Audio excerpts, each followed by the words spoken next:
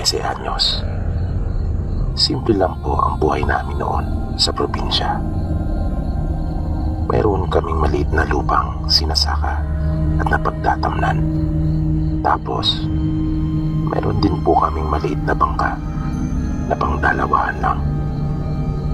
Sa amin po kasi, sa kabilang bahagi ng highway ay baybay na. Kaya bukod sa pagsasaka, ay nangingisda rin kami. Noon pa man ay may mga naririnig na ako tungkol sa iba't ibang kababalagan doon sa amin, lalo na sa mga umpukan at kwentuhan. Pero hindi ko po talaga iyon naranasan ng personal. Isa sa sikat na kwento doon sa amin ay ang tungkol sa isang babae na kanyang kinatay ang sariling anak at kinain. Dayo lamang doon sa lugar namin ang nasabing babae. Napadpad ito doon nang makapangasawa ng taga roon. Mayroon din akong narinig na kwento tungkol sa magkapatid na nangahoy. Dinakit ang nakababata niyang kapatid ng isang aswang na may malapad umanong pakpak na katulad ng sa paniki. Pag naririnig ko yung mga kwentong ganito, ay kinikilabutan talaga ako. Pero makaraan ang ilang sandali, ay wala na rin sa akin iyon. Ngunit nasabi ko sa aking sarili noon na kung totoo man ang lahat ng mga kwentong naririnig ko, ay ayaw ko talaga iyong maranasan. Pero nakakatakot man kapag napakinggan ng mga ito, ay may isang bagay pa akong mas kinakatakutan. At ito ay yung tatay ko. May pagkakataon nga noon na naisip kong hindi ako nito mahal dahil sa paraan ng pagtrato nito sa akin. Konting mali lang ay nakampas na kagad. Kung minsan naman ay dagok ang inaabot ko. Isang hapon, tulad ng madalas namin ginagawa, ay isinama ako ng tatay ko sa kanyang pangingisda. Naisipan kasi nito na kami ay magpalaot. Bitbit ang aming mga dadalhin ay nagpaalam na ako kay nanay at sa aking kapatid. Bago kami tuluyang dumiretso sa baybay kung saan araw ng aming bangka, ay dumaan pa muna kami sa tindahan nila Aling Dolor. At tulad ng nakagawian, ay bumili ito ng sigarilyo at 2 bilog. Yun ang kilalang tawag sa amin ng maliit na bote ng gin. Nang naisampa na naming lahat ang aming mga dala sa bangka, ay pinagtulungan na namin itong binuhat at nang makasakay ay bumalaot na kami. Mahirap ang paraan ng aming pangingisda pagkat disagwan lang ang aming bangka. Kaya naman, kahit 13 anyos pa lang ako, ay hulmato na ang aking katawan. At mas matanda akong tingnan kaysa sa edad ko. Dahil sa bata pa lang, ay sanay na sa mga mabibigat na trabaho. Hindi madaling gawain ang pagsasagwan. Nakakamala ito.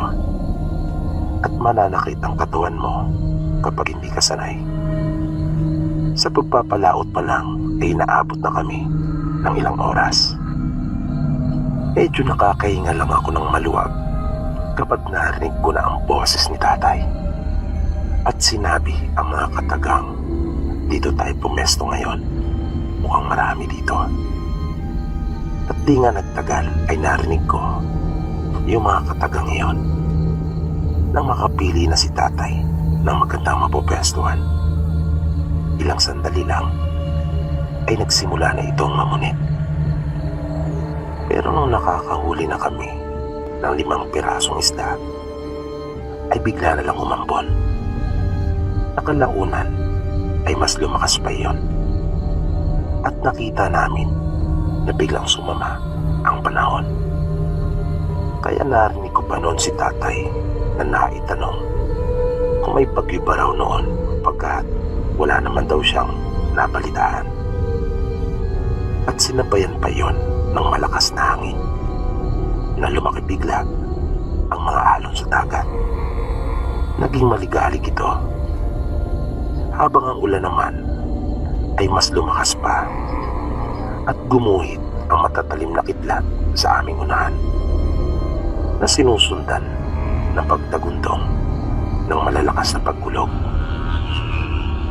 Nakaranas na rin naman ako ng ganon, pero nung oras na iyon ay nakaramdam ako ng kaba sa aking dibdib. Para kasing iba iyon. Basang-basa kami kapwa ni tatay dahil sa dami ng ulan na ibinuhos. Nakakatakot ang lakas ng hangin. Napakiramdam ko ay pupunuin ng tubig ang aming maliit na bangka, na kung hindi man ito maitaob ay siguradong palulubugin. Sinigawan ako ni tatay at sinabing magsagwan na. Pinagalitan pa ako nito nang makita akong natulala. Itinuro niya ang direksyon kung saan kami pupunta. Naisip ni tatay na magtago na muna kami sa mga isla, pagkat kung babalik pa ay mas malayo, na halos doble ng layo ng isla na kanyang itinuro. Nagmadali kaming pareho ni tatay, pagkat anumang sandali ay siguradong magdidilim na ng tuluyan at baka mas lalo kaming mahirapan. Nang malapit na kami sa isla ay may nakita kaming liwanag, kaya iyon ang aming sinundan. Nang sapitin namin ang pampang, paglingon ko ay halos wala na akong makita sa karagatan, maliban sa pagkislap ng matalim na kidlat. Napakadilim. Matapos namin pagtulungang buhatin yung aming bangka at itali sa isang puno ng nyog na naroon, ay lumapit na kami ni tatay sa bahay na pinagmumulan ng liwanag. Malit lang iyon na kubo, na habang lumalapit kami ay nagpapalingalinga pa ako. Naisip kong malaki din yung isla na iyon. Narinig kong tumawag si tatay at nagmagandang gabi, pero wala kaming narinig na sumagot. Kaya muli niyang inulit yung pagtawag at napansin naming tandang nagbukas yung bintana at sumilip mula roon ang isang babae na napamulagat yung aking mga mata sa nakita, dahil sa ang ganda nito. Mahaba ang kanyang buhok, na pagaman hindi gaanong makitang malinaw dahil sa nagmumula lamang ang kaunting liwanag mula doon sa loob ng bahay, ay mapapansin mo ang ganda ng kutis nito. Halos wala akong makitang maipintas sa babae. Nasa tansya ko ay matanda ito sa akin, na halos doble ng aking edad. At nang magsalita ito, na tinanong kami ni tatay kung ano ang aming kailangan, ay napakasarap noon sa aking pandinig.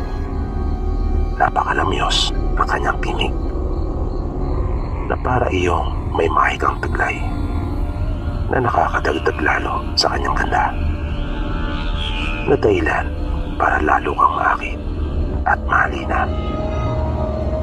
Naputol lamang ang aking mga masasayang iniisip nang marinig ko ang pangit na boses ni tatay nang sumagot ito sa tanong ng babae, at sinabi niyang kung maaari pa raw kaming makisilong na sandali dahil sa inabutan kami ng sama ng panahon sa laot.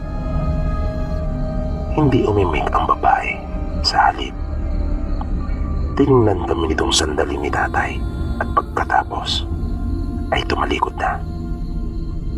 Maya-maya ay bumukas na ang pintuan Nayari sa pawid at kawayan.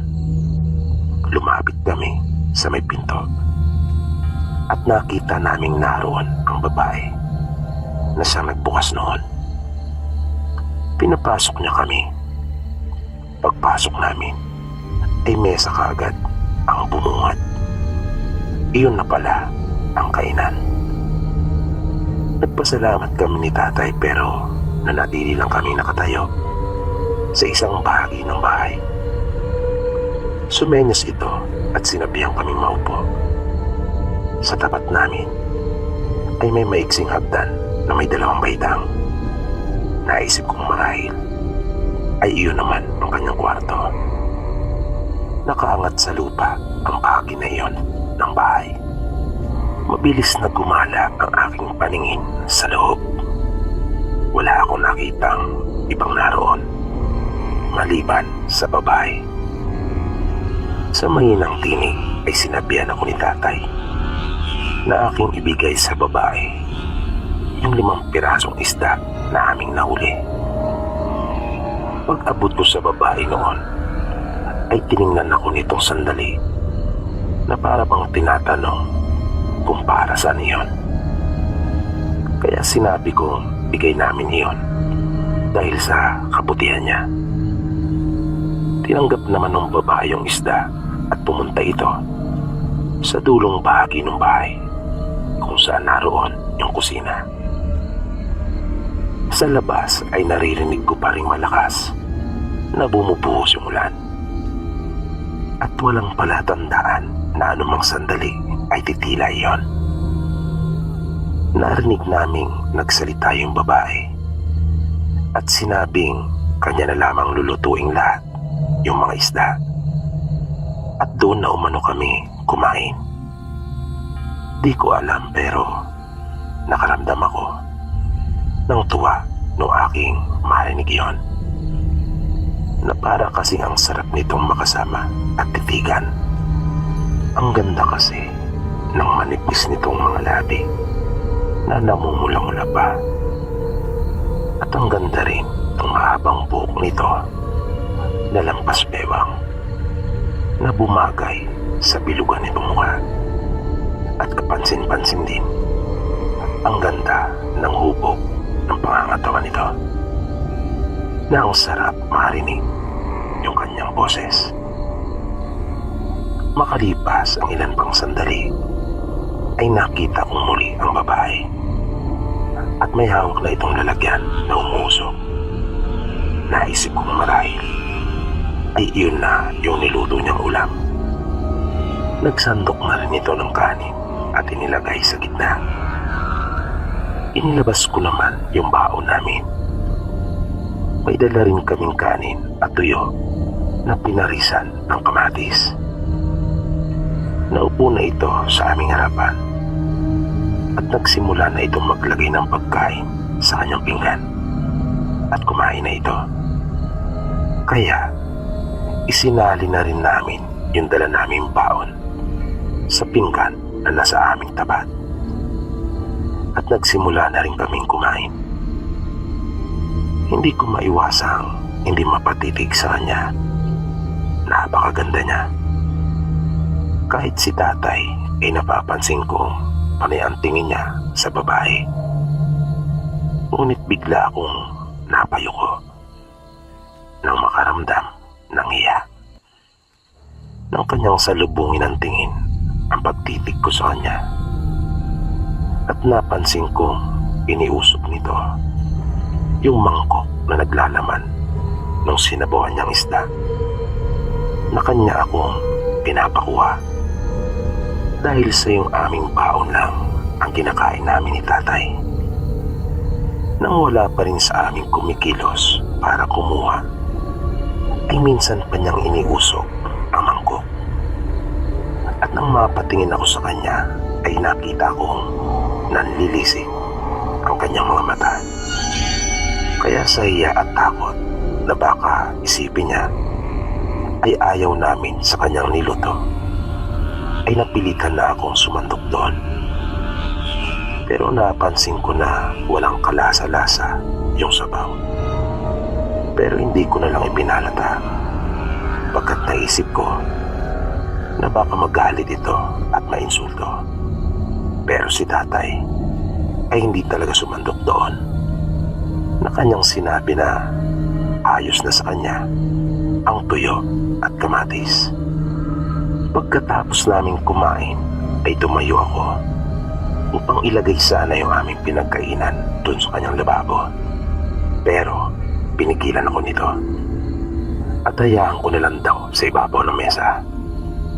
Kaya naupo akong muli sa tabi ni tatay. Di nagtagal ay natapos na rin ito at nagligpit. Nang makatapos ang babae sa kanyang mga ligpitin, ay nagpaalam na ito sa amin ni tatay pagkat magpapahinga na umano siya, at umakyat na ito sa kanyang silid. Inilabas ni tatay yung isang bilog. Binuksan niya iyon at sinimulang inumin. Sa pangalawang tagay ni tatay ay parang may narinig akong tila humihingal na may kasamang garalgal na pagungol, na tila ba nahihirapan iyon at dumadaing.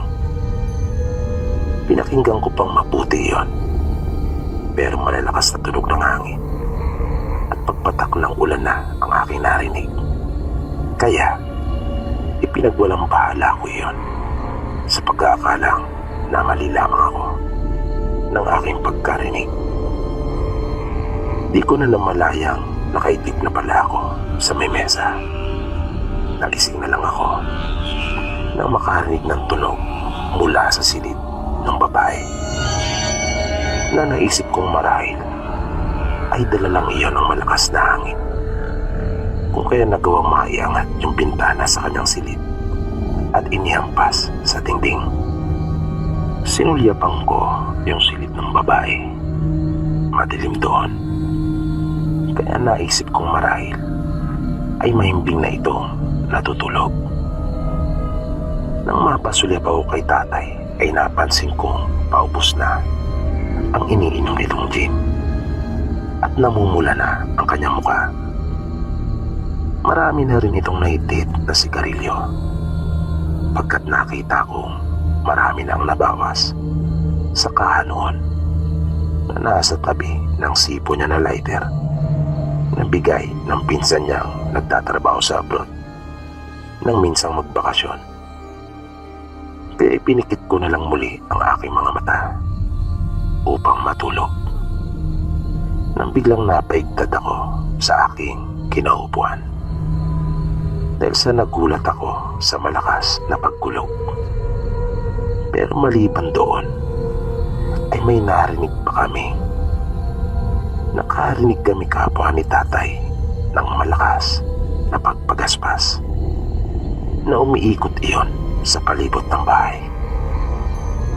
At iyon ay sinasabayan ng nakakakilabot na huni ng tila isang hayop na umaatungal. Pag-atungal na para bang mayroon iyong matinding pagnanasa sa isang bagay na gustong-gusto niyang makuha.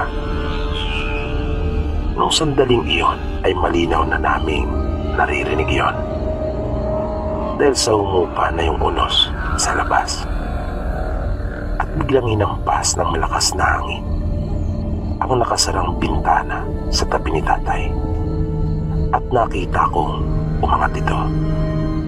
Kasunod noon ay bigla na lamang namatay yung ilaw sa lampara na nasa harapan namin. Mabilis na kinapa ni tatay yung kanyang lighter at sinindihan niyon. Nang muling magbalik ang liwanag ay nagimbal kaming pareho sa aming nakita, na napamura pa si tatay at naibulalas ang katagang aswang dahil sa sobrang pagkagulat. Isa iyong nilalang na may nakakatakot na mukha at nanlilisik ang kanyang mga mata, na animoy may namumuong dugo sa pagkapula, at mayroon din itong matutulis na mga ngipin na nakakapit sa pasamano ng bintana. Mabilis na dinampot ni tatay yung lampara at kanyang lighter Tumayo kami pareho at nagpunta kami sa kabilang panig ng bahay. Nang dahan-dahan itong kumilos at nailusot na ang kalahati ng kanyang katawan, ay tumakbo kaming pareho sa may lutuan at dumambot ng panggatong na may baga. Ngunit nagpatuloy yung aswang. Dahan-dahan itong lumalapit sa amin na tila ba maingat sa bawat niyang galaw. Binuksan ni tatay yung lampara at kanyang binuhusan ng petrolyo yung hawak naming panggatong, at mabilis niya iyong sinindihan gamit ang kanyang lighter. Agad na naglagablab iyon at siyang ginamit namin para iwas-iwas sa harapan ng aswang. Nang umangit ito at halatang nagalit, dahan-dahang idinikit ni tatay yung hawak niyang gatong na naglilihap sa dingding ng bahay. Nakita naming lalong nagalit yung aswang at umiling-iling ito. Doon ay medyo kinutuban na kami pareho kung sino yung aswang. Pumihit kami ni tatay na patuloy kaming sinusundan ng aswang sa bawat naming paggalaw. Pero iniiwasan niya yung apoy hanggang sa magkapalit na kami ng posisyon. Kaya dahan-dahan na naming tinungo yung pintuan. Binuksan iyon at nagmadali na kaming lumabas. Nakita pa namin yung aswang na naroon sa may pintuan at nakamasid sa amin habang binubuhat na namin yung bangka papunta sa dagat. Nang nakasakay na kami sa bangka, ay lumapit pa ito sa may dalampasigan. Matalim itong nakatitig sa amin. Nanumbalik na ito sa dati niyang anyo. Nakita naming muli yung magandang babae. Ngunit habang papalayo na kami, ay nag-iba ang anyo nito. Naging isang matandang babae na puti ng lahat ang kanyang buhok. Kulubot ang kanyang mga balat at kubana.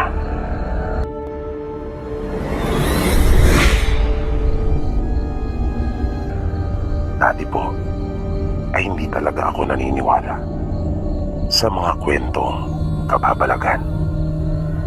Tuwing may naririnig na ako noon mula sa aking mga kaibigan o kaya naman ay kamag-anak, ay akin na lamang ipinagkikibit balikat iyon, na laging iniisip ko na ang kanilang mga sinasabi ay pawang kwento lang at gawa ng kanilang malilikot na imahinasyon. Dito na po kasi ako ipinanganak at lumaki sa Maynila. Pero nung minsang maranasan ko yung nakakatakot na pangyayaring iyon sa buhay ko, ay naniwala na ako. Nangyari po ito nung umuwi kami sa probinsya nila tatay. Namatay po kasi yung lola ko. Kaya umuwi kaming tatlo ng aking mga magulang. Nag-iisang anak lang po ako. Malayo po ang probinsya nila tatay. Natatandaan kong sumakay kami noon ng barko sa Pier 14 sa Maynila. At nang sumunod na araw na kami dumating, may mga sumundo sa amin noon na mga kaanak ni tatay pagbaba namin ng jeep. Unang pagkakataon niyon na nakaranas akong sumakay ng jeep na nasa bubong ako nakaupo. Ang daming pasahero at kargang gamit. At kahit sa loob ng sasakyan ay punong-puno, na mayroon pang mahabang upuan na inilalagay sa gitna. Natuwa naman ako sa mga sumundo sa amin dahil sila yung nagdala ng aming mga gamit. Ang dami naming mga dala noon. Ilang lata ng biskwit yon at kung ano-ano pa. Pinaporder pa nga namin yon pagbaba namin sa barko dahil sa dami ng mga yon. Nakilala ko yung kanyang mga kapatid at yung kanilang mga anak. Ang layo din nung nilakad namin papunta sa bahay ng mga magulang ni tatay. Pero di ko naman masyadong naramdaman yung pagod. Dahil sa marami kami naglalakad at nagkukwentuhan. Hindi Tagalog ang salita sa kanila, pero madali namang maunawaan ang kanilang lingwahe at marurunong silang magtagalog. Pagkausap nga nila kami ni nanay, ay nagtatagalog naman sila. Nang dumating kami sa bahay nila lola, ay sinalubong kaagad si tatay ni lolo at iba pa niyang mga kamag-anak at nag-iyakan na. Gutom na ako noon dahil sa tanghali na napakainit ng mga oras na iyon. Tirik na tirik ang araw na wala kang ibang maririnig kundi ang malalakas nilang mga iyakan at nakakakilabot iyon. Nung nagpapahinga na kami pagkatapos namin makapananghalian, ay nakaupo ako sa isang sulok at matamang nakikinig sa kanilang mga pag-uusap. Ikinukwento nila sa tatay ko kung paanong namatay si lola, na nagtaka ako sa paraan ng kanilang mga pagkukwento, na para bang sinasabi nila na hindi pa dapat umano namatay si lola, kahit pa nga nakita kong matanda na talaga ito. Yun kasi ang unang sumagi sa isipan ko, namatay ito sa sakit at bunga ng kanyang katandaan. Pero ayon sa kanilang pagkukwento, ay may pumatay kay lola. At kaya pala nasabi nila na hindi ito basta-basta mamamatay sa katandaan o di kaya ay sa sakit, dahil sa may iniingatan itong isang maliit na libro na kanilang pinaniniwalaang pinagmumulan ng kanyang lakas at karagdagang buhay. Kinagabihan ay nagtaka ako kung bakit tila hindi naragdagan ang mga taong nakikipaglamay. Halos mga kaanak lang ang naroon. Kaya hindi naiwasang magtanong ni nanay. Sabi ni tatay, ay umiiwas daw ang mga tao. Natatakot kasi sila na baka madamay. Nalalo naman kami nagtaka ni nanay sa kanyang mga sinabi. Nang lumalim na ang gabi, habang naglalaro kami ng mga pinsang ko, ay bigla na lamang nagkagulo. Narinig namin ang malalakas na pagsigaw na sa aking pagkakaintindi ay parang may nakita sila na gusto nila iyong habulin. Naramdaman ko may humawak sa aking balikat. At nang makapalingon ako, ay nakita ko si tatay. Sinabi niya sa akin na huwag daw kaming lalabas ng silid kahit anong mangyari. Nakita ko may hawak itong itak, pero hindi pa iyon nakalabas sa lalagyan nito. At lumabas na sila ng bahay kasama ang kanyang mga kapatid na lalaki at ilan pang mga kaanak. At narinig naming nagtakbuhan na sila. Makalipas ang mahigit kalahating oras, ay narinig na naming muli ang kanilang mga tinig. Pagpasok nila, ay hinarap kaagad sila ni lolo. Di ko naintindihan ang kanilang mga sinabi, pero parang tinatanong sila nito kung kanila bang naabutan yung hinabol nila. Nakita kong umiling si tatay at sinabi nito sa Tagalog na ang bilis daw noon. Wala akong anumang ideya sa kung ano ang kanilang pinag-uusapan at kung sino yung tinutukoy ng tatay ko na napakabilis. Nang sumunod na araw ay napansin kong nasa isang silid ang aking mga magulang at nag-uusap sila.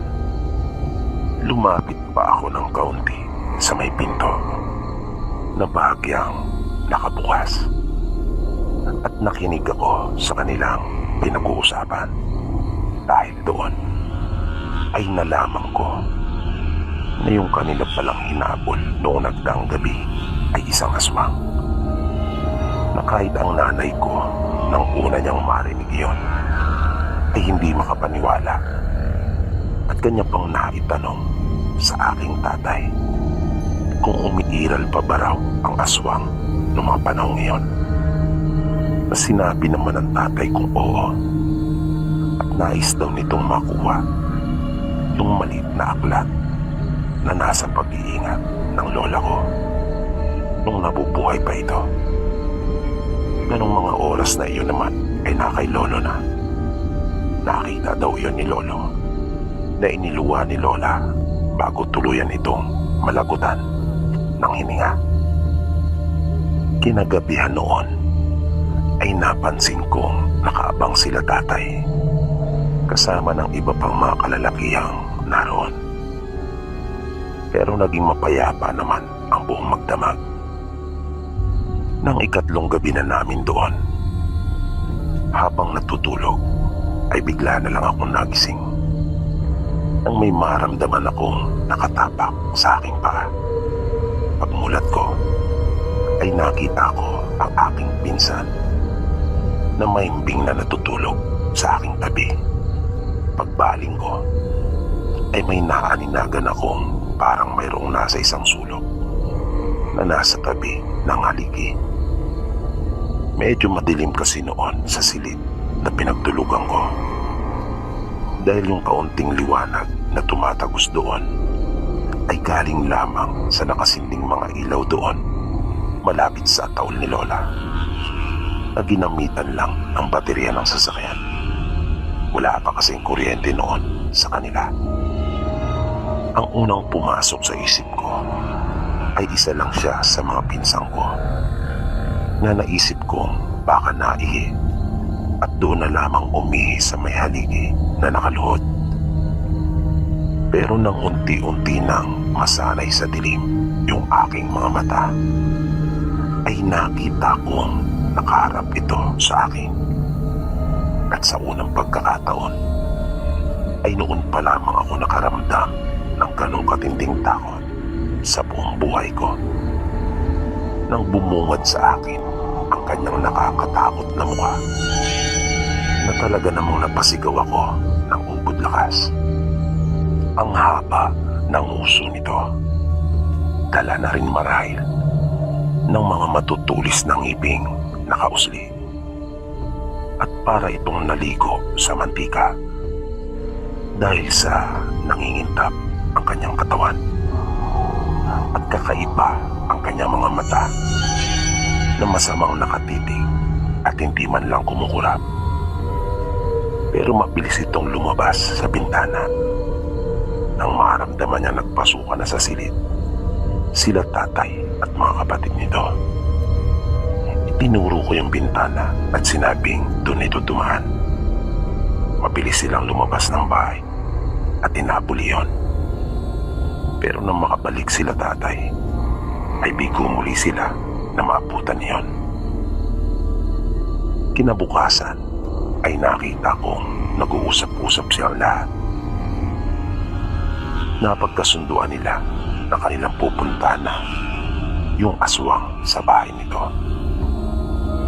Pagkat nalaman ko na kanila naman pala iyong nakilala.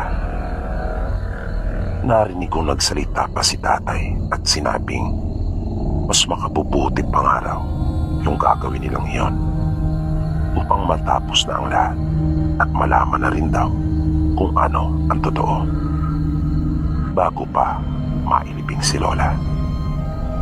At nakita kong inilabas ni lolo yung maliit na aklat. Napagkaisan din nila na ibigay na iyon. Yaman din lamang na yun lang talaga ang pakay nito. Na wala naman ni isa sa kanila ang may gusto na mga laga noon. At nagpaalam na sila. Pero nakiusap ako kay tatay na kung maaari ba akong sumama. Nung una ay hindi ito pumayag. Kahit si nanay ay pinagsabihan ako. Pero naging mapilit ako at narinig ko si lolo na sinabing pasamahin na ako at umalis na kami. Malayo-layo din ang nilakad namin papunta doon sa bahay ng aswang. Nang matanaw ko yung bahay ay nanindig na kaagad yung mga balahibo ko sa aking katawan. Napakakulimlim ng lugar na pinagtitirikan ng bahay ng aswang, na ibang-iba ang itsura kesa sa kapaligirang nasa labas ng bakuran nito. At nakasaradong lahat ng mga bintana at pinto ng kanilang bahay. Nang nasa harapan na kami, tatawag pa lang si Lolo, ay bigla na nagbukas ang bintana at bumungad sa amin ang isang babae. Nagtaka ako nang tawagin niya si Lolo na tatay. Dahil nang tawagin niya ang kanyang asawa at sabing naroon kami nila Lolo, ang banggit niya dito ay tatay. Naisip ko na marahil ay paraan niya lamang iyon ng paggalang. Pero nung magbukas na ang pinto, pagkakita sa amin ng lalaki, ay agad nitong tinawag si tatay na kuya. Kapatid pala ito ng tatay ko. Pinapasok niya kami sa kanilang bahay at nag-usap sila. Sinabi nito na yung aklat lang ang kanyang pakay at wala nang iba. At mariin niyang itinanggi na may kinalaman siya sa pagkamatay ni Lola nang tanungin siya nila tatay. Sinabi pa nito na kahit gano'n na siya, na isa na siyang ganap na aswang, ay hindi niya umano magagawa ang gayon sa sariling ina. Dagdag pa nito, sa kababaryo nga lang daw ay di nila magawang kantiin sa kanila pa kaya na sarili niyang kadugo. Sabi pa nito, marahil ay pinili na umano talaga ng kanilang ina na isuka na yung maliit na aklat pagkat gusto na nitong mamahinga. Inilabas ni Lolo yung aklat mula sa kanyang bulsa at iniabot iyon sa tiyuwing kong aswang. Nang pabalik na kami ay nalaman kong nahawa pala ang kapatid ni tatay sa asawa nito. At simula noon, dahil sa mahal na mahal niya ang kanyang asawa, ay mas pinili na lang niyang iwasan na sila. Pero ang alam daw nila tatay ay hindi naman talaga kumakain ng tao ang ganong uri ng aswang na katulad nila.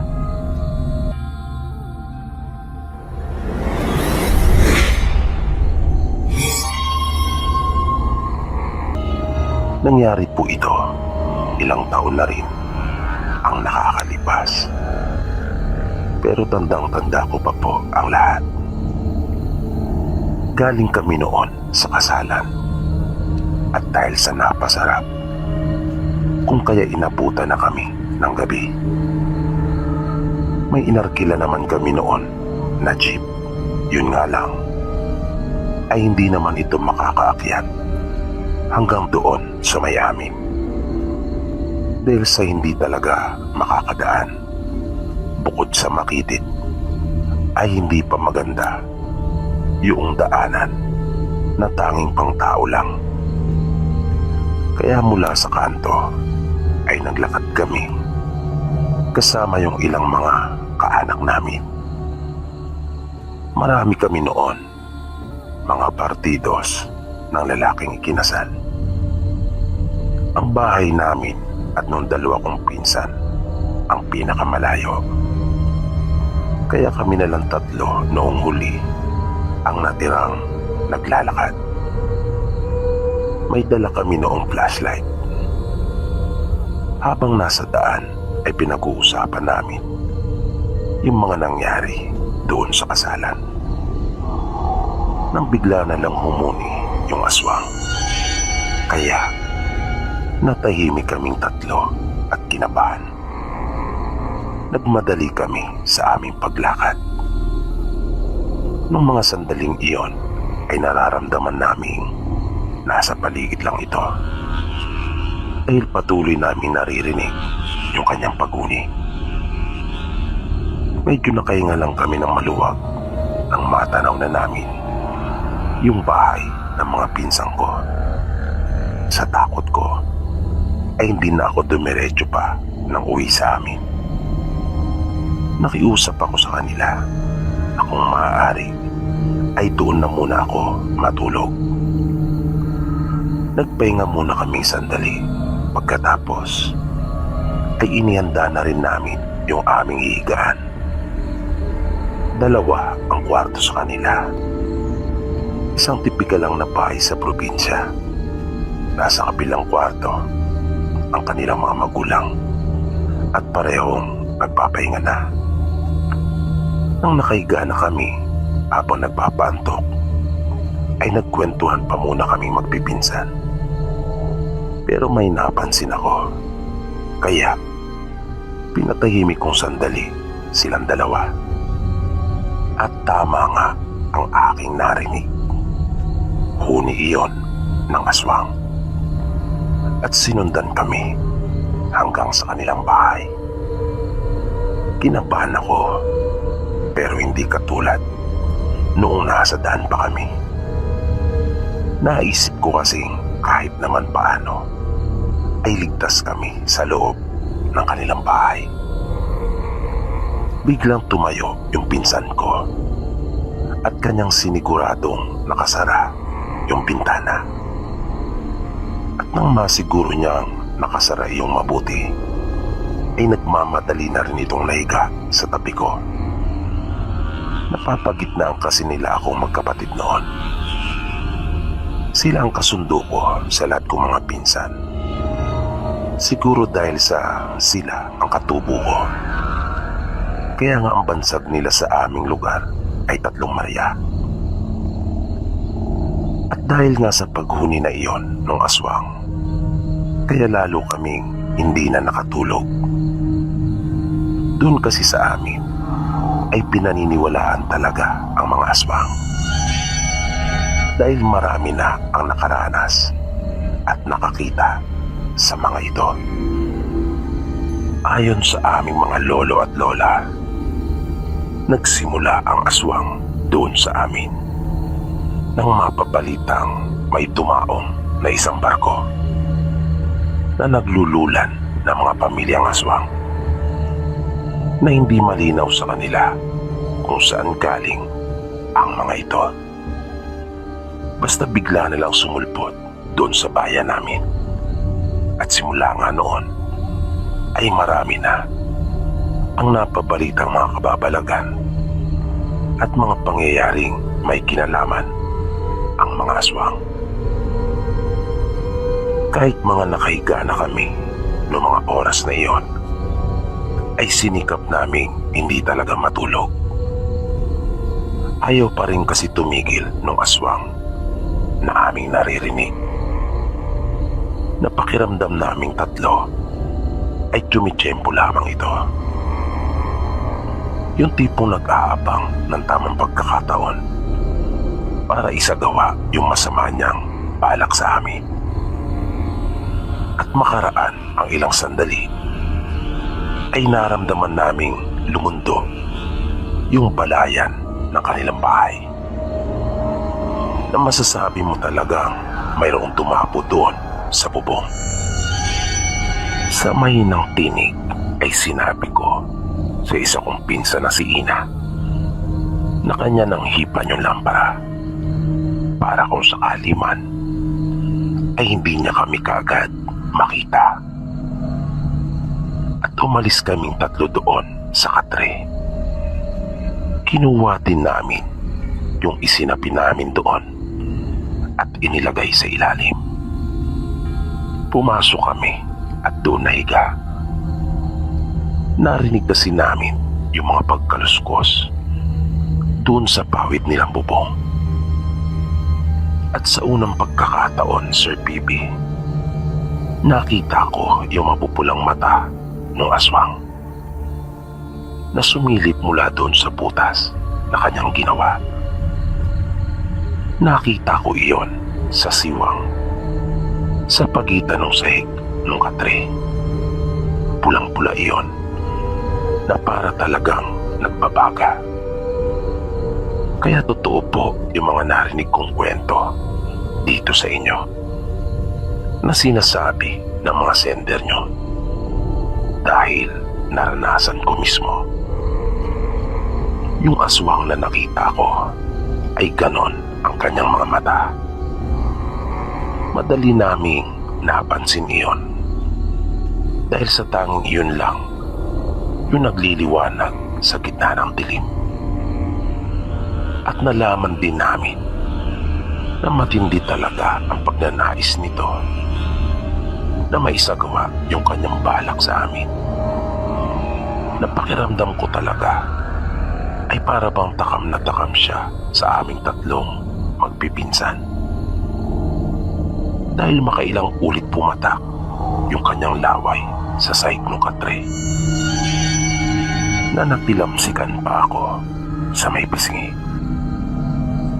Natatandaan kong sabi ng mga matatanda sa amin, kapag nalagyan ka nito sa tenga o di kaya'y sa bibig, ay kanila kang mahawaan ng pagkaaswang. Kung kaya, itinikom kong talaga yung bibig ko noong mga oras na iyon. Sinabihan ko rin yung dalawa kong pinsan na sina Ina at Clara ng pabulong. Inabutan kami ng halos kalahating oras sa ganong posisyon. Na nung huli ay parang susuko na ako dahil sa nahihirapan akong minga sa sobrang sigip naming tatlo na nagsisiksikan doon. Di nagtagal ay parang may batong tumama doon sa bubong na nasundan pa ng isang pagputok at bigla nang nawala yung mga matang mapupula na nasa itaas na para bang nagmamadali yung umalis. Maya-maya ay nakarinig kami ng mga boses at napansin naming may tumatawag doon sa labas. Ilang saglit lang ay narinig naming umubo na yung tatay ng mga pinsang ko. Palatandaan, nagising na ito. At narinig namin nagsalita ito at nagtanong kung sino raw yung mga taong nasa labas. Nanatili lang kaming nakikiramdam pa rin at hindi kumilos hanggang sa maramdaman naming pinapasok na ng chewing ko yung mga tao. Kung kaya, bumangon na rin kami at sinindihan ng isa kong pinsan yung lampara. Narinig naming nagkukwentuhan sila at isinusumbong ng isang lalaki na mayroon daw silang nakitang aswang na nasa itaas ng bubong. Kung kaya, kanila raw binato at pinaputukan ng baril nilang dibomba. Narinig naming tinawag kami ng tatay nila Ina. Kaya lumabas na kami. Nang magtanong sila sa amin tungkol doon, ay ikinuwento namin na totoo nga ang kanilang sinasabi. Dahil gising pa kami at nagtago sa silong ng katre. Sinabi pa namin na sa daan pa lang ay narinig na namin yung aswang. At tila matindi talaga yung pagnanais, kung kaya hanggang sa bahay ay sinundan kami. Nalaman namin na manunulo pala ang mga ito. Mga taga-kabilang baryo sila. Pinagkapi na muna sila ng chewing ko. Nakinig kaming tatlo sa mga kwentuhan nila habang nagkakape. Yung pinakamatanda sa tatlong lalaki ay maraming ibinahaging mga karanasan tungkol sa aswang. At may ipinakita pa siya sa amin na isang bagay na ayon pa sa kanya ay pangontra niya raw iyon sa aswang. Habang patuloy na nagkukwento yung lalaki, ay bigla akong naalala ang tungkol sa mga laway noong aswang.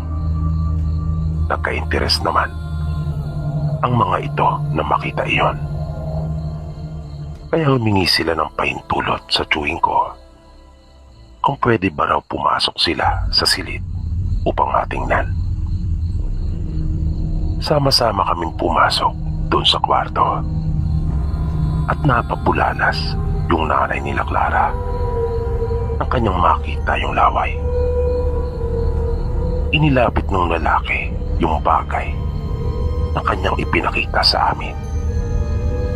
At sa maniwala kayo at sa hindi, ay bigla na lang kumulo yung laway ng aswang.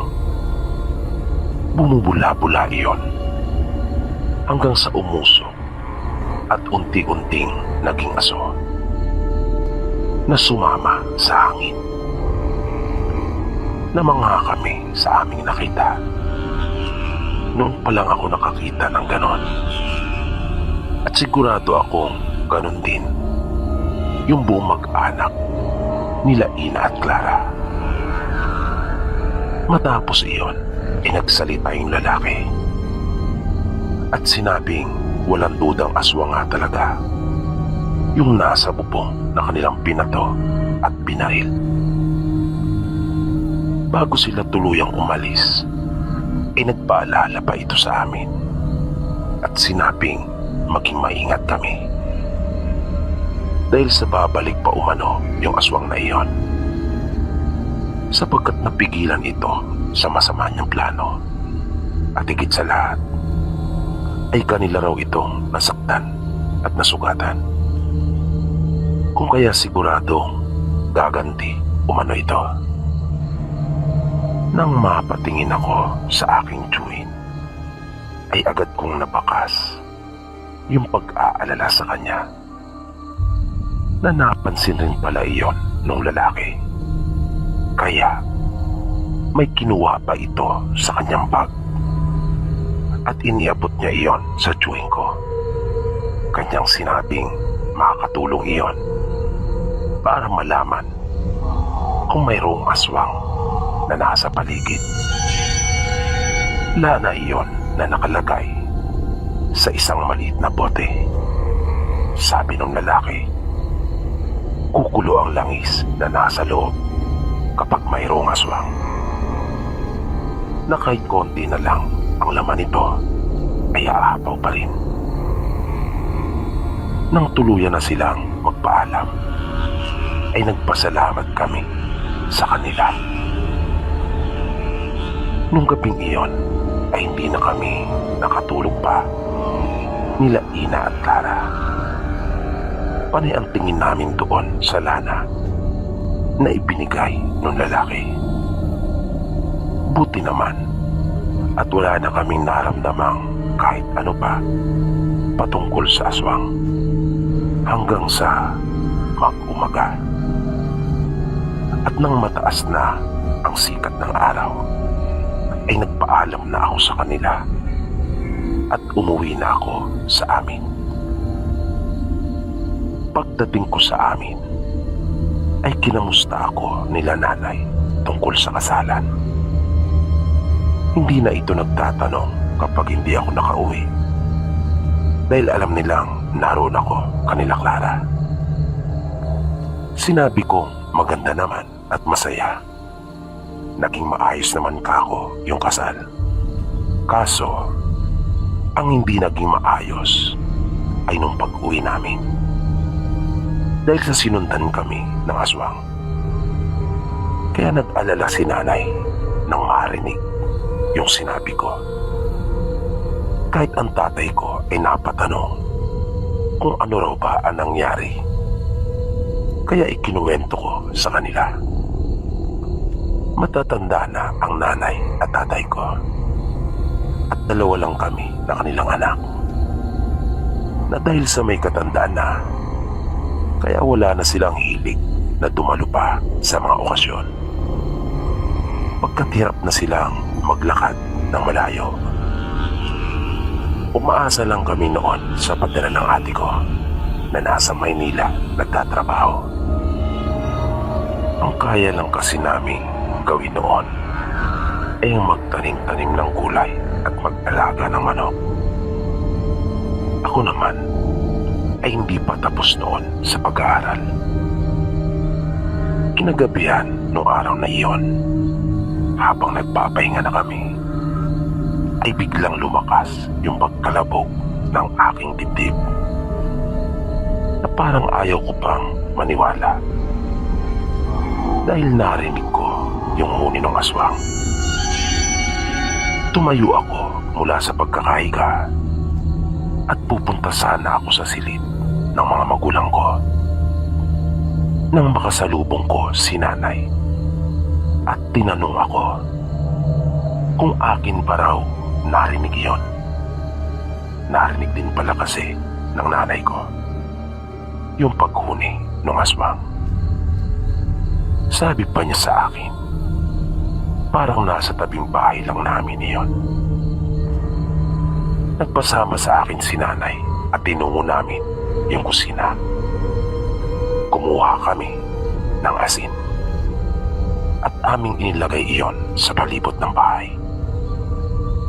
Nang papunta na kami sa aking silid para iyon naman ang lagyan ng asin, ay bigla naming narinig na nagkaingay yung mga alaga naming manok.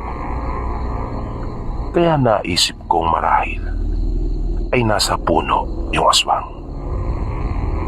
Dahil doon dumadapo yung mga manok namin kapag magtatakip silim na at kapag matutulog na ang mga ito.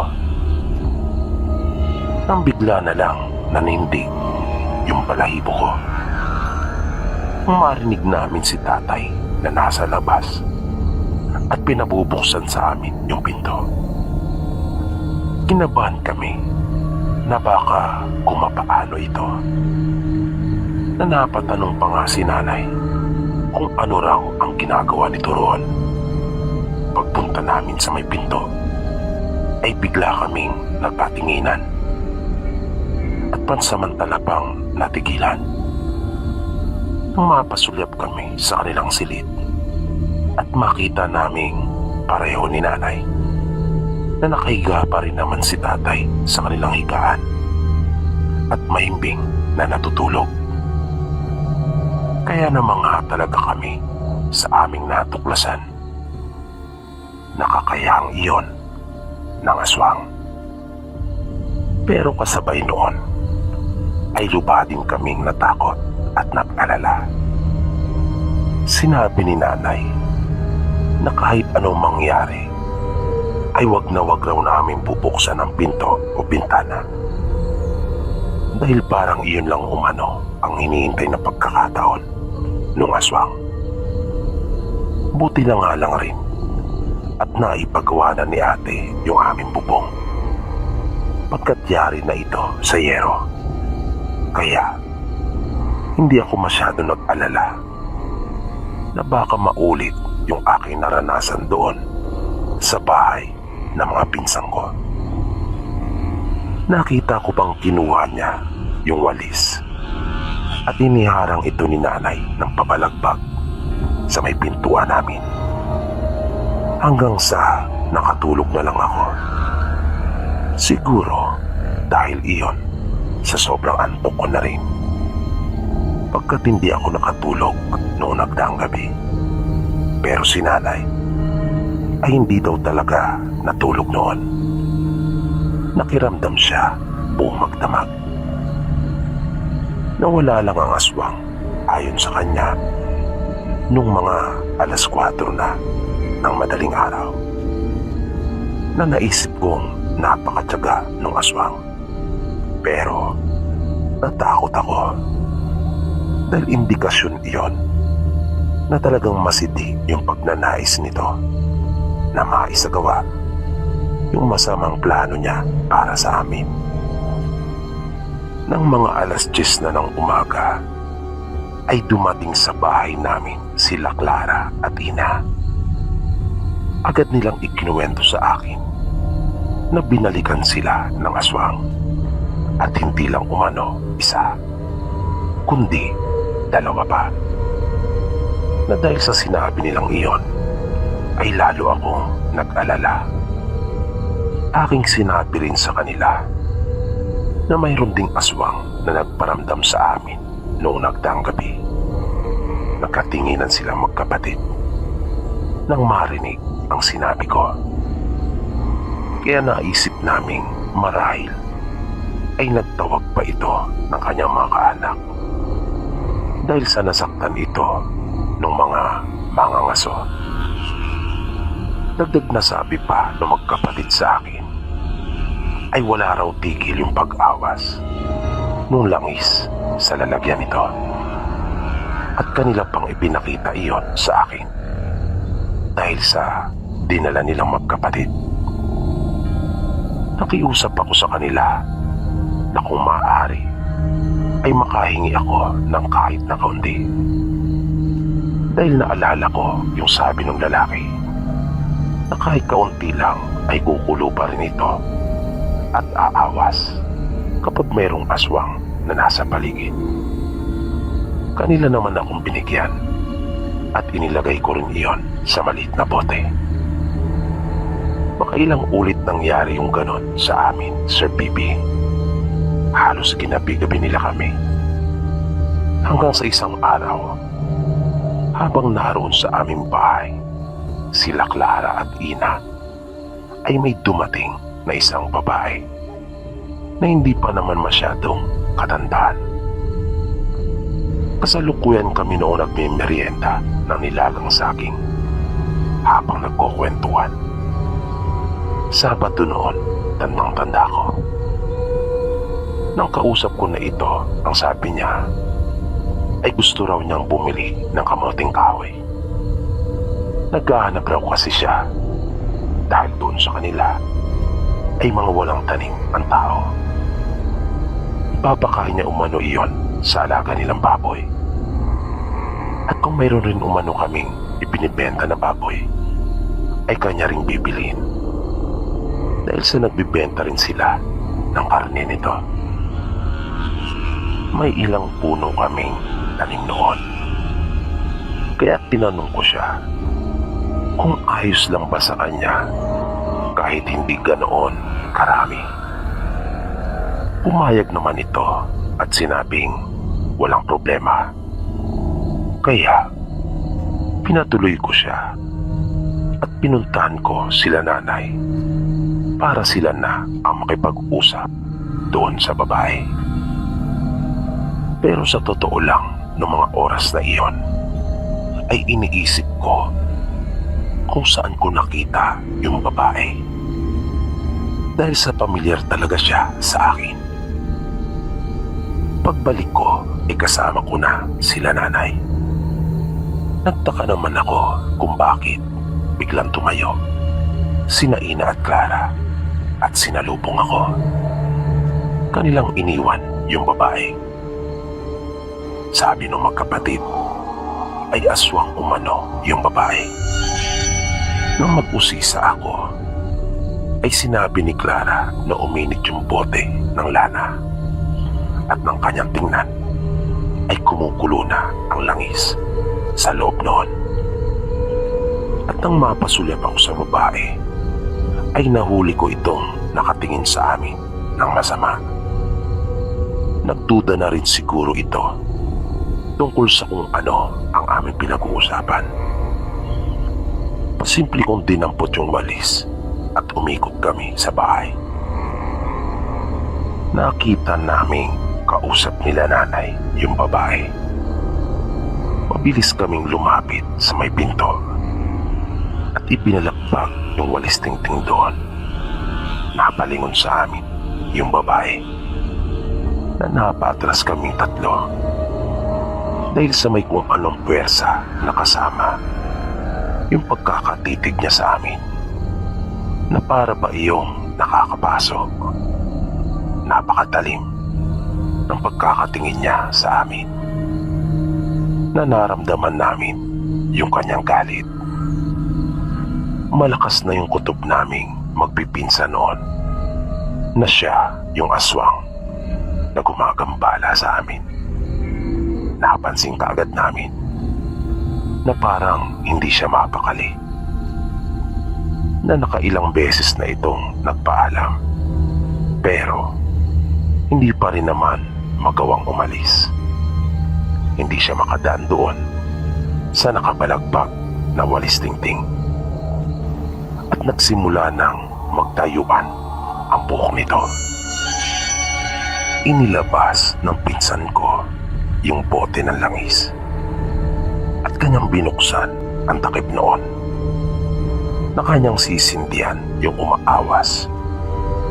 Nalaman kasi nung magkapatid sa isa nilang kamag-aral na pwedeng sindihan iyon, at nagsimula na itong mangamot na hindi mo malaman kung saan ba talaga ang makati sa kanyang katawan.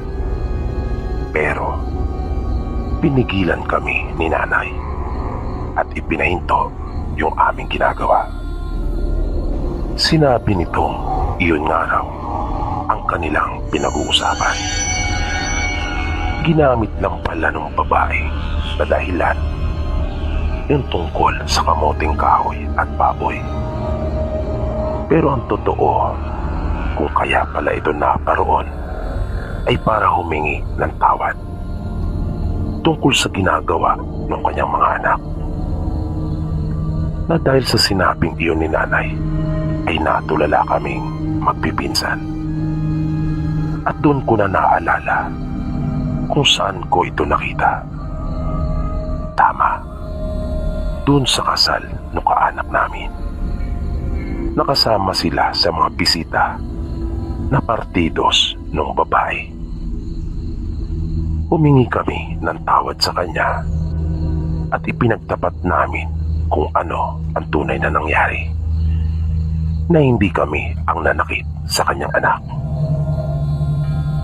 na yung mga ngaso naman ay napadaan lang at nagmalasakit sa amin nung gabing sundan kami ng kanyang anak.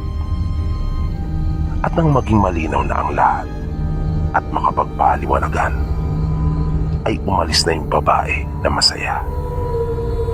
Kami man ay gumana ang aming pakiramdam, pagkat wala na kaming anumang aalalahanin pa. Simula po noon ay hindi na naulit pa yung panggagambala sa amin.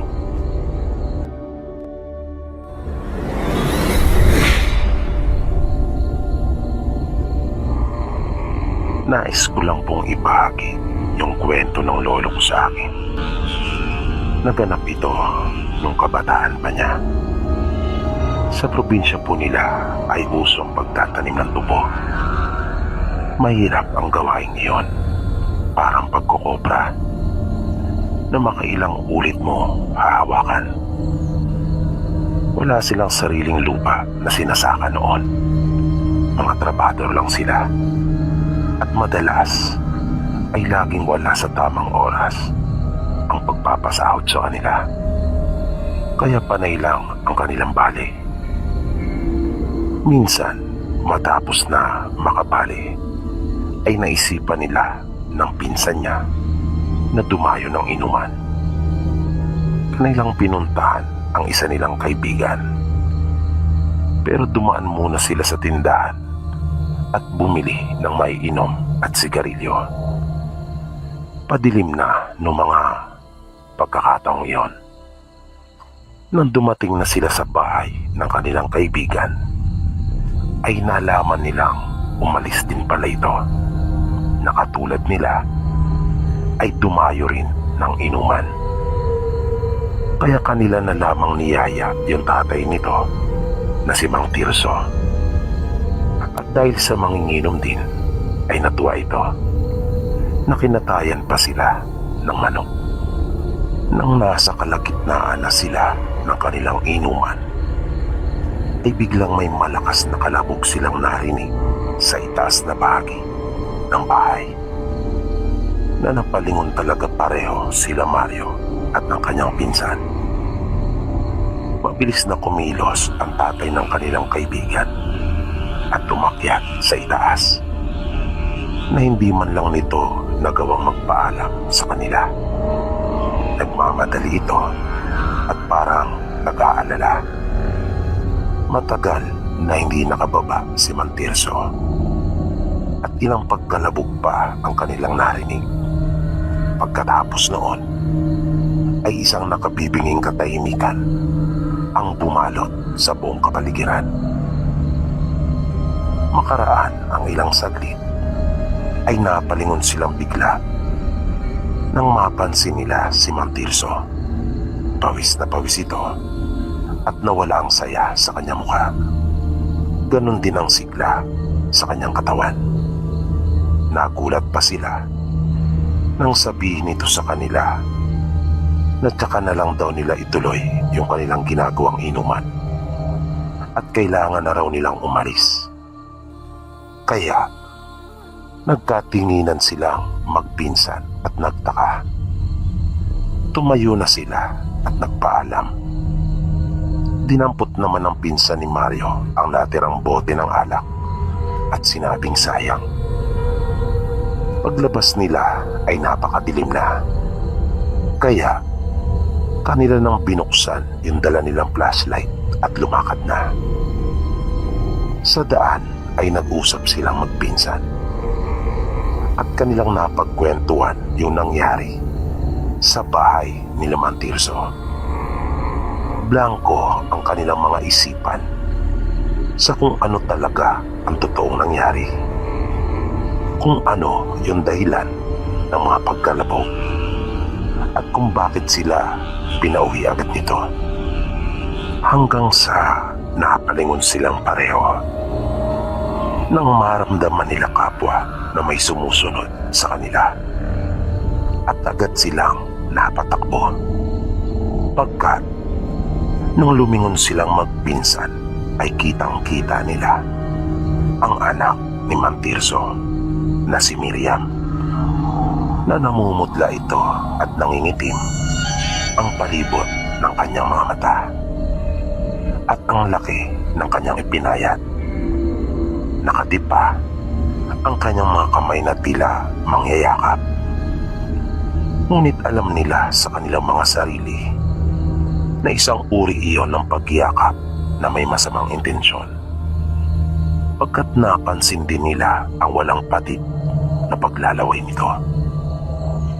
Sinundan sila nito sa kanilang ginawang pagtakbo na parang wala ito sa kanyang sarili, na sa palagay nila ay tila titigil lang kapag nakuha na nito ang gusto. Maya-maya ay nakarinig sila ng boses na sumisigaw. Kilala nila ang tinig na iyon, si Mantirso. Ngunit ayaw nilang huminto pagkat natatakot silang maabutan ni Miriam. Kaya nagsisigaw sila at tumingi ng saklolo sa tatay nito. Nang minsan lumingon si Mario ay nakita niyang nasa likuran na ni Miriam ang ama nito na humihingal din. At nang makita nilang pinipigilan na nito ay bumalik sila at tinulungan. Kahit sa kanya kasi ay hindi ito sumusunod at parang hindi siya nakikilala. Ang unang napansin ni Mario nang mahawakan niya ang dalaga ay ang lamig ng balat nito. Para siyang humawak sa yelo. At may isa pa siyang napansin. Napakalakas nito na kanyang ipinagtaka iyon. Dahil sa impis na ang pangangatawan nito na para itong nagkasakit, na ang laki talaga ng ibinagsak ng kanyang katawan. Pero nung huli ay nagawa din nila itong maigapos gamit ang dalang lubid ni Mantirso at sumama silang pabalik sa bahay. Iginapos nila ito sa higaan. Nakiusap si Mantirso sa kanila na kung maaari ay kanilang puntahan yung manggagamot sa kanilang lugar. Ayaw sanang ipaalam ni Mang Tirso ang tungkol sa kalagayan ng kanyang anak sa kahit na sino. Dahil sa marami siyang inaalaala. Pero ngayong alam na rin daw nila Mario ang tungkol kay Miriam, ay nagpasya na itong ilapit na sa manggagamot. Pinagbigyan nilang magpinsan ang pakiusap ni Mang Tirso sa kanila. Kahit pa puno ng kaba ang kanilang dibdib dahil sa naranasan mula kay Miriam. Nagawa naman nilang maisama ang manggagamot sa bahay ni Mang Tirso. At naroon na rin ang kaibigan nila na kapatid ni Miriam nang sila ay dumating. Sinabi nito sa kanila na kaya pala hindi na gaanong nagsasama dahil sa problema nila tungkol sa kanyang kapatid. Nasabi pa niya ay siya ang may kasalanan kung bakit nagkaganon si Miriam. Isinama niya pala ito doon sa isang handaan nang siya ay maimbitahan ng kanyang nakilala sa tubuhan. Huli na niya nang malaman na lugar pala iyon na kung saan ay maraming aswang at nakurso na dahang hawaan ang kanyang kapatid. Sa kasamaang palad ay hindi na nagawang magamot pa ang kapatid ng kaibigan nila Mario na si Miriam at namatay ito dahil sa hindi kinaya ng kanyang katawan yung ginawang pangahawa sa kanya at maging yung proseso ng gamutan.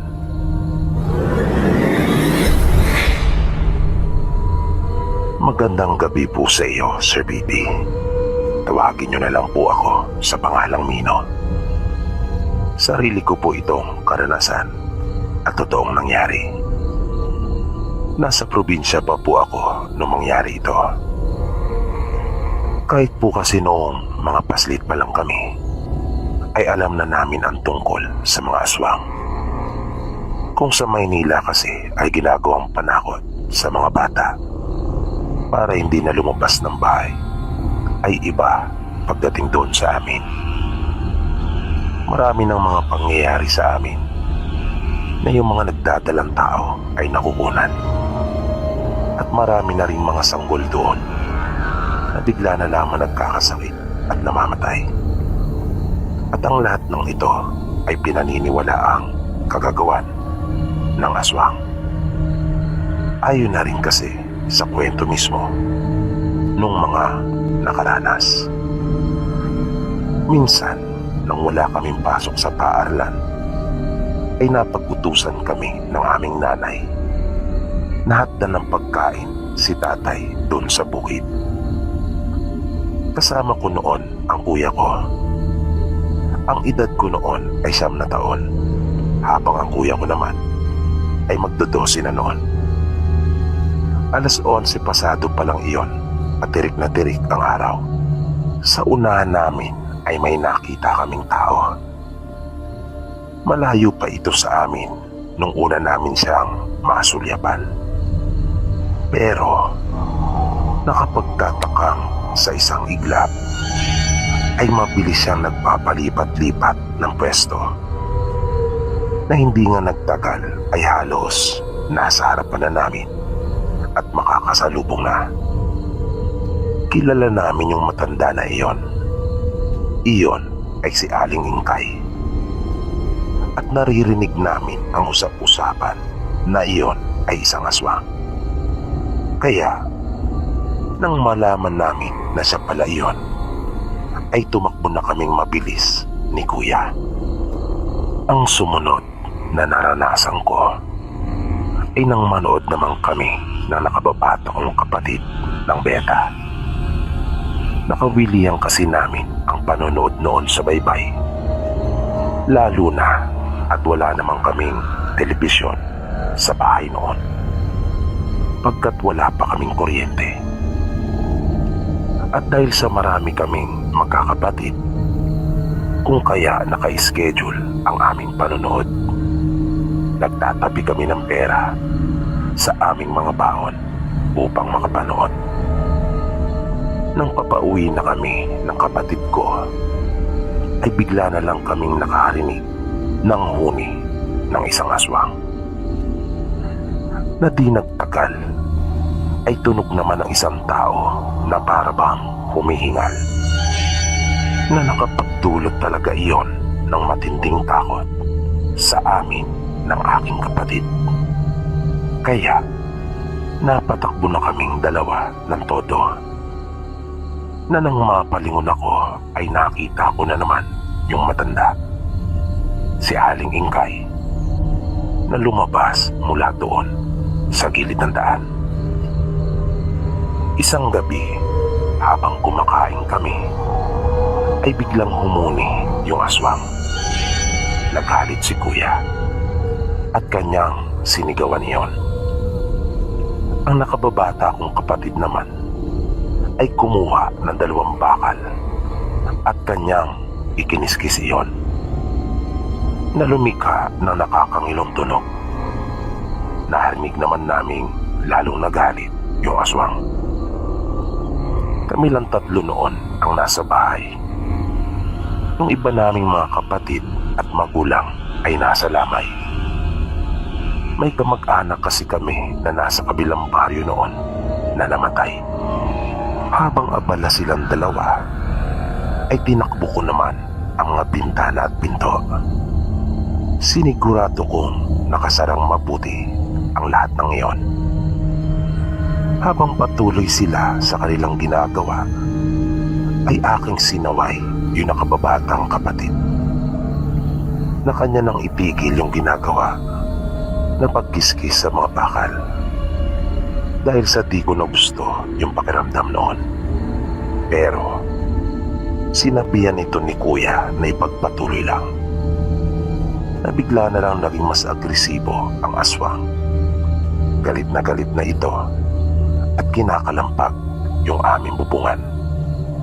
Maya-maya ay nakarinig kami ng boses na tumatawag sa labas. At nang silipin iyon ni Kuya ay nakita niya si Aling Ingkay, at sinasabi nitong papasukin daw namin siya. Lalo kaming natakot na magkakapatid. Mabilis na tinakbo ni Kuya yung itak. Sinabihan niya ito na umalis na at iwan na kami. Ngunit mapilit ito at sinabing may aswang umano sa aming bubong. Ang pakiramdaman namin iyon ay totoo nga at nasa bubong pa rin iyon, na naisip namin hindi nga siya yon. Pero nagdalawang isip pa rin kami, dahil baka nilalansi lang kami ng matanda. Pero nang sunod na silipin ito ni Kuya ay may hawak na itong pagkakay na kanyang dinampot sa gilid ng aming bahay, at kanyang itinataboy yung aswang. Nakaramdam kami ng awa sa matanda. Kaya binuksan namin yung pinto at pinaghanda kami ni Kuya. Napag-usapan namin na magtutulong-tulong kami kung sakali man. Pagpasok niya ay agad niyang tinungo yung isang silid, pagkat naroon daw banda yung aswang, at kanya iyong tinusok ng hawak ng bagakay. Narinig namin na nasaktan yung aswang. Kanya iyong tinamaan, na naramdaman namin na bigla iyong tumalon mula sa aming bubong at dumapo sa isang puno, na lalo iyong napahiyaw. Nakakakilabot ang ginawa nitong pagsigaw.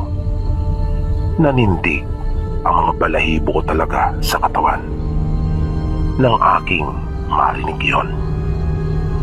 At nakita kong nagmamadaling lumabas si Aling Ingkay. Sumunod naman kami at nakita namin ang aming lola na nasa itaas ng puno ng sintores, at halos hindi ito makagalaw. Naingat siya, at nakita namin na maraming tinik ang nakatusok sa iba't ibang bahagi ng katawan nito. Di kami makapaniwala na magkakapatid, na ang pinaghihinalaan pa naming ibang tao na aswang ay siya pa palang tutulong sa amin para iligtas kami mula sa kaanak namin na siya palang tunay na aswang. Nagmakaawa ito sa amin at kay Aling Ingkay na tulungang makaalis mula roon. Naawa naman kami, kaya aming pinagbigyan ang pakiusap nito.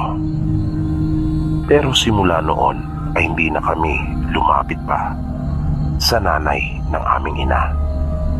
Mas naging malapit pa nga nung huli yung loob namin kay Lola Ingkay, na may mga kakayahan pala talagang nalalaman, na mapagbiro pero hindi naman pala talaga siya isang aswang.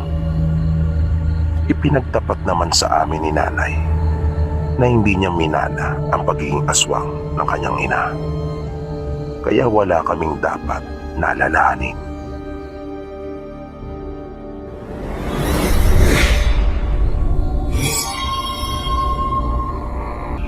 Ang una kong karanasan ay naganap nung kasalukuyan pa akong nag-aaral sa elementarya.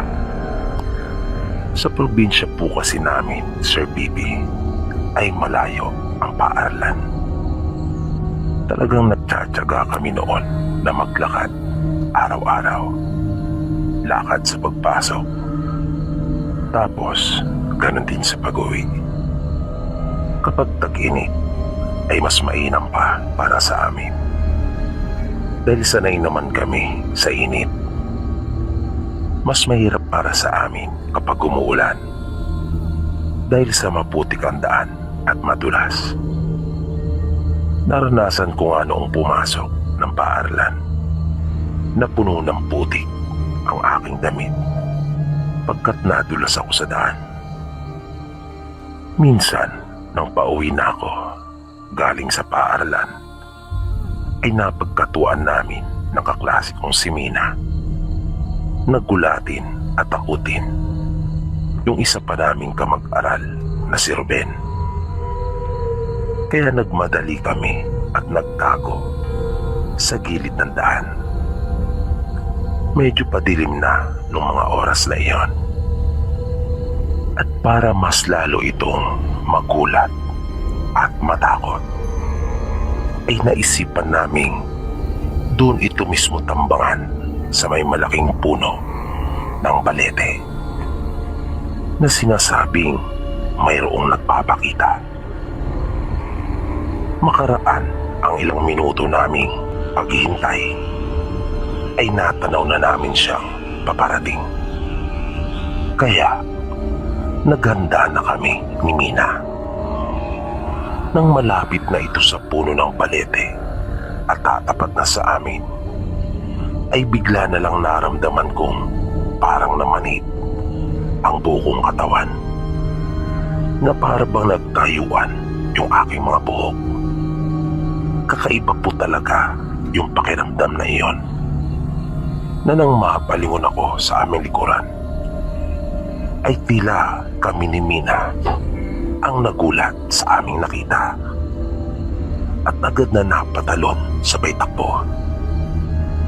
Dahil kitang-kita namin ang isang tao na nasa aming likuran, na walang ulo at nakadamit pari ito nung sinaunang panahon. Pag-uwi ko sa bahay, pagkakita ng nanay ko sa akin, ay agad ako nitong tinanong kung ano raw ba ang nangyari sa akin at kung bakit putlang-putla ako.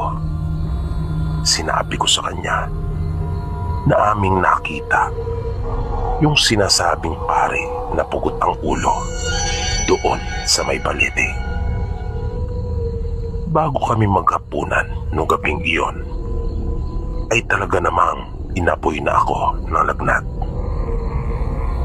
Dahil na rin siguro sa matinding takot na aking naramdaman.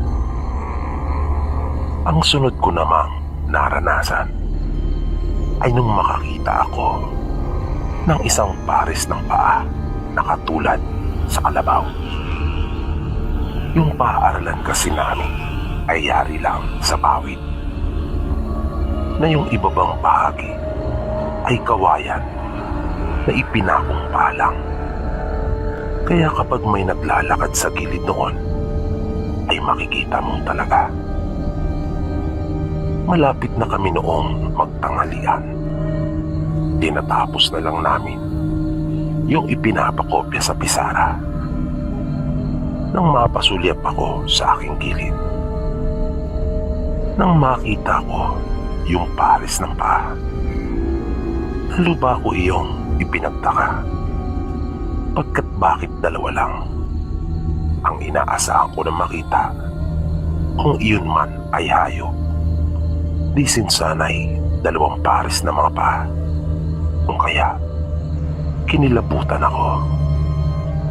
Tinawag ko pa nga noon ang pansin ni Mina at aking itinuro sa kanya yung nakita. Pero bigla na lang iyong nawala. Ngunit sigurado ako sa aking sarili na totoo ang nakita ko, na hindi iyon isang guni-guni lang. Kinahapunan, nung papauwi na kami, ay nararamdaman kong parang may sumusunod sa amin ni Mina. Pero ang hinala ko nung una ay baka isa lang sa mga kaklase namin na gustong manakot. Ganun kasi yung usong biruan sa amin noon. Pero habang tumatagal, ay iba na ang nararamdaman ko. Kinukutuban na ako ng hindi maganda. At muli kong nararamdaman na parang nagtayuan yung aking mga buhok. Kinilabutan ako. Di nagtagal, ay napatunayan ko na hindi nga isang guni-guni yung nakita ko doon sa aming paaralan. Dahil muli kong nakita sa may gilid namin yung pares ng paa na iyon na katulad sa kalabaw. At napasigaw na kami kapwa ni Mina nang makita naming hinawi nito yung makapal na halaman at bumungad sa amin yung itsura ng nilalang. Mayroon itong katawan ng tulad sa tao, pero ulo ng kagaya sa kabayo. Namali pala ako nang isipin kong baka iyon ang kalabaw. Dahil isa pala yung tikbalang, sabi ng mga magulang ko. Napatakbo kami ni Mina noon sa sobrang takot. Pero hindi naman kami na sinundan pa ng tikbalang. Dahil siguradong madali niya kaming maaabutan. Sabi ng tatay ko, nang akin iyong ikwento sa kanya, ay hindi naman nananakit ang mga ito. Mga mapagbiro lang, buting araw, at hindi kami nito iniligaw. Ang huling karanasan po na aking ibabahagi ay nung minsan akong sumama doon sa aming taniman. Wala kaming pasok noon sa paaralan, kaya naisipan kong sumama sa aking mga magulang. Habang yung iba ko namang kapatid ang siyang naiwan sa aming bahay. Nagbaon na kami noon ng aming pananghalian. Dahil malayo sa bahay yung aming taniman. Nung padilim na nung araw na iyon, habang naghahanda na ang mga magulang ko upang umuwi, ay naroon naman ako sa labas nung aming kubong pahingahan o yung tinatawag sa amin na payag. Nang makakita ako ng isang burador. Yan po ang tawag sa amin ng saranggola. Sa tuwa ko, dahil bihira akong makakita noon, ay tinawag ko pa sila nanay at tatay na gusto kong ipakita yung saranggola na nasa itaas ng payag namin. Si tatay lang ang lumabas noon dahil abala pa si nanay. Na nagulat pa ako nang pagtingala ni tatay ay sinabi niya sa akin pumasok na kaagad sa kubo na may pag-aalala sa boses niya. At nang makapasok na ako ay sinabi niyang hindi umano saranggola yung aking nakita, kundi isang wakwak. Iyan po yung tawag at uri ng aswang na mayroon sa amin. Nakita kong kinuha na kaagad ni tatay yung kanyang itak at hinugot iyon mula sa lalagyan nito. Ang problema ay walang pintuan yung payag na iyon, kaya nakaramdam ako ng matinding takot. Naisip ko kasi na baka pasukin kami ng aswang. At di nga nagtagal ay nakarinig kami na mayroong dumapo na parang isang malaking ibon doon sa may puno na malapit sa aming payag. Sumigaw kaagad ang tatay ko noon at sinabing hindi kami natatakot sa kanya. Binalaan din ito ni tatay at sinabihang subukan lang umano nito pumasok nang malaman niya at makita ang hinahanap. Kasabay ng pagsigaw na yun ni tatay ay naririnig naming patuloy lang itong humuhuni sa labas. Pero sa kabilang direksyon ang gagaling yung tunog na ang iniisip namin ay dapat dun sa puno kung saan yun tumabo. Pero sabi ni tatay ay mapanlin lang daw talaga ang mga ito. Maya-maya ay isang malakas na tunog ang aming narinig. Nalata mong mayroong tumalon. Kaya naisip naming nanaog na iyon at wala na doon sa may puno. At nakarinig kami ng isang malakas at nakakakilabot na pag-atungal ng katulad sa isang mabangis na hayop. Nabigla iyong nasundan ng mga ingay na may hahalin tulad sa dalawang malalaking hayop na nag-aaway. At nang silipin namin iyon, ay nakita kong muli yung pares ng mga paa. At nang iangat ko yung aking pagkakatitig doon, ay hindi nga ako nagkamali. Naroon yung tikbalang.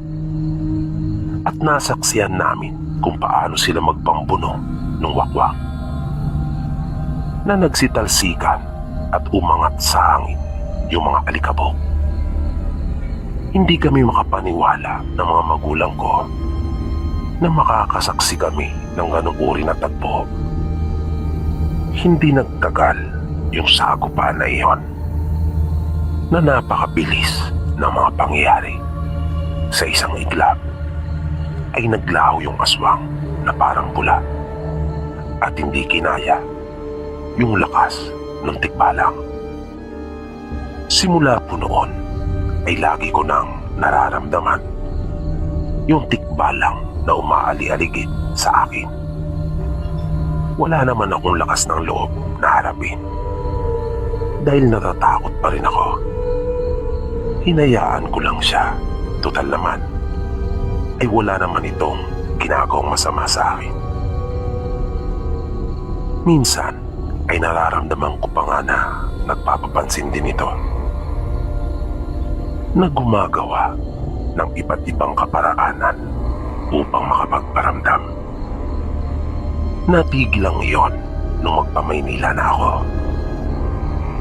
Nung nasa Maynila ako, kapag may pagkakataon na aking nakakausap ang mga magulang, ay tinatanong ko sila kung nagpaparamdam pa ba yung tikbalang. Sabi nila sa akin ay hindi na. At nang bumalik ako sa amin para magbakasyon, ay dalawa na ang aking anak at kasama ko noon ang aking asawa. Hindi ko na nga ito naramdaman pa. Kaya napapaisip ako pagka minsan kung nasaan na kaya ito o kung buhay pa. Kahit paano po kasi ay nakakamiss din. At naaalala ko siya, lalong-lalo na yung ginawa niyang pagtatanggol sa amin nung gabing iyon nang puntiryahin kami ng wakwak.